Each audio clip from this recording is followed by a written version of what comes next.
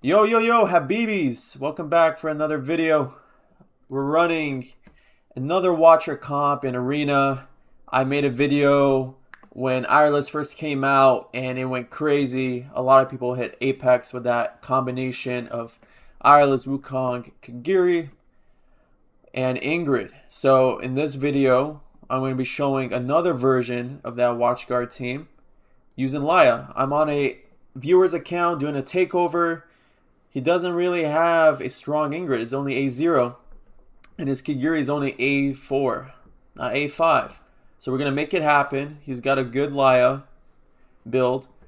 And he's got the rest of the heroes to make this happen. We're going to make him a good single target team that could potentially hit Apex. Let's get into the setup.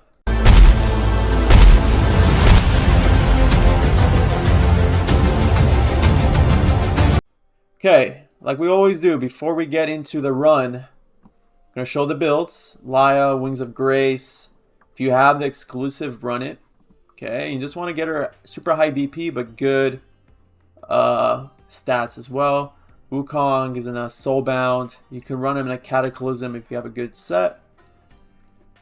Kagiri's sweet spot for HP that I've noticed, if you're fighting really high BPs and etc., you want him at least 53,000. Okay, we did 56 just to be safe because his is A4. And you just run an HP substat on everything, basically. He doesn't have the craziest gear. He only has 2 pieces on the whole account with attack speed, chest, and a weapon. So we split it between the Wukong and Kagiri. Diao is in your normal Wings of Grace. In your Ireless Wings of Grace. Get good build. We're running a main stat, healing effect, WatchGuard exclusive. Just to help with the healing on Kagiri since he's A4. And we have a Euphoric Orb to help with the lack of attack speed on our heroes. So now let's get into the setup. Alright, let's have the setup going. Laya is A5 on his account, which is very useful, but you don't really need an A5. You can have it A0, whatever. You don't even need the exclusive artifact as well, but it does help. So you want to slow this down, and you want to place your Wukong as quick as possible, and you're going to just have a basic attack down the enemy, and then we're going to slow it down one more time because we're going to place our Diao, and we're going to actually wait to switch your stance. I found that the best spot overall is 232, and then you switch your stance because it helps your Wukong not die on auto against any team. It doesn't matter the BP. I just found that to help. Another thing, on wave 2, I like to wait till Wukong hits the enemy once, and you can slow it down here. Once he does 1 inch of damage, not the clone himself, then we use his ultimate. It kind of helps with the auto. Sometimes Wukong's ultimate doesn't happen on wave 2. It's a weird glitch, but I found that to be useful. Okay, now on wave 3, you kind of want to wait till this enemy here does a little turn. This little turn on his body.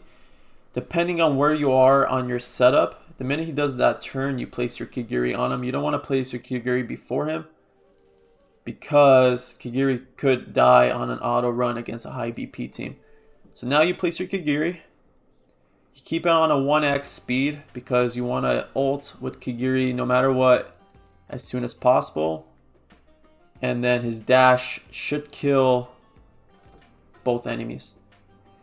Obviously A5 is going to be better on the damage output, but he does have an A4. So we're working with what we have. Okay. Now wave 4, you just basic attack down the first enemy. And then you're going to save up for your Ireless. Okay. You might get lucky with your Kagiri killing this first guy quick with a dash. But the minute he's dead, you use your Wukong ultimate on the second enemy. And then we're going to place our Ireless on this top lane facing down. Now we can speed this up. Wave 5, just basic attacking. Nothing crazy, nothing different. Okay. Kind of want to hope. The minute this enemy comes out, we can Kigiri ult here. And then Kigiri should help kill all of those. Even if that one guy there lives, they all die with the dash. So it works out. Now you're going to place your Laya facing right. And then you can keep on a 1x because we're going to ult right away with our Wukong. Okay. Now you're going to wait. And then around 3, the 3 exact mark is when the last enemy comes out of this wave. And then we're going to Kigiri ult the minute you see him pop out of the portal. Okay. You should get a good dash. And then they both die pretty easily. Okay. Now we're going to wait on Laya because we're about to get our Wukong ultimate. You're going to Wukong ultimate and then press Laya right away. Okay. And we're going to slow this down because we're going to dash with Kigiri the minute this next enemy comes out of the portal. Right now.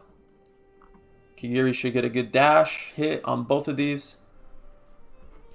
And then the reason I like Laya on this setup, because your Wukong's ultimate comes back just in time to help deal with the last enemy on wave 7. Okay. And we're looking good here. Now wave 8, we can slow this down. We're going to Kigiri ultimate the first 2 enemies. So the minute, same thing, the minute you see him come out of the portal, we can use our Kigiri ultimate right now. And then we can use our Laya ultimate right after. Okay. Those enemies should be dead. And then we're going to Wukong ultimate right away. And then the third enemy should be dead. And by that time, we have Kigiri back up because of Laya. The cool thing about this setup is you don't have to worry about Ingrid killing an enemy too quick. And you also have extra healing from Laya. And you also have your ultimates on non-stop rotation. That's the cool thing about using Laya and not Ingrid. However, if you're lacking damage, Ingrid might be more useful for you. So around 427, and you see this last enemy come out of the portal again, you can use our Kigiri, and then those enemies die. And you don't have to worry about Kigiri dying because of Ireless's res mechanic. So now, wave 9, we're going to ultimate with Wukong right away. You can slow it down, and then we're going to Laya ult. Probably should have waited there on the Laya ult, so that Kigiri can get his ultimate back for the last enemy. Now we're going to Wukong ultimate this guy. And we still got our Kigiri ult back in time. And now for the last enemy that comes out of the portal, we're going to Kigiri ult again right now. And that should be the end of that. And we can Laya ult and Wukong ult if you need. But Kigiri doesn't die, like if you've seen right there. And that's the setup. I'm going to save that for him. And hopefully he does well this week on the single target. And eventually hits Apex with that team. If you guys appreciated this video, drop a like, drop a comment. Join the Discord if you haven't. And I'll see you guys for another video. Peace.